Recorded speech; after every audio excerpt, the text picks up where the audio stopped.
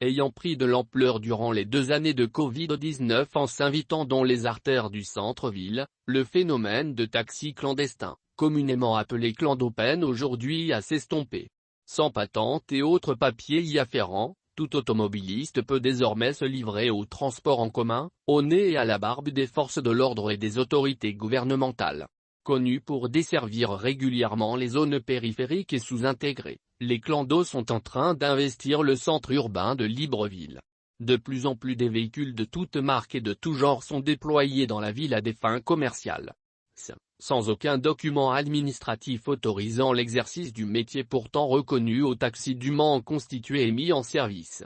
Pendant la période de Covid-19, la plupart des personnes ayant des autorisations de circuler, y compris les hommes en tenue, propriétaires de voitures, les avaient transformés en clandos, surtout après les heures de couvre-feu. Une façon d'arrondir les fins de mois pendant cette période difficile, laisser entendre un clando marrant.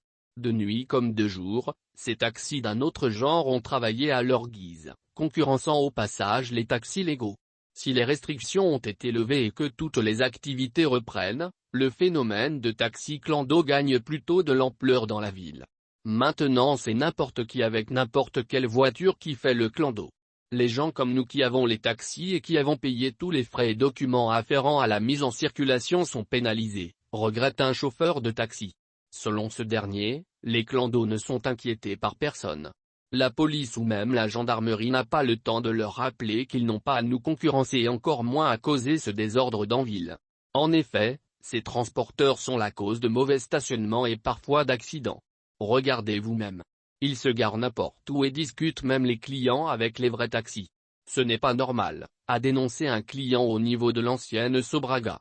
On comprend que les gens veulent arrondir leur fin de mois. Mais il faut aussi qu'ils sachent qu'ils ne sont pas en règle, s'insurge un taximan. Ce dernier propose de sensibiliser la population sur ce phénomène, de donner un délai afin que les clandos arrêtent de circuler dans le centre urbain n'importe comment. Ensuite, ceux qui ne respecteront pas la loi seront simplement sanctionnés comme il se doit, a-t-il suggéré, regrettant ce qu'il qualifie d'invasion des clandos. C'est au gouvernement et en particulier au ministère de l'Intérieur qui, en mai 2021, avait interpellé les clandos sur le respect des horaires du couvre-feu, mais également à la municipalité de remettre de l'ordre dans la cité.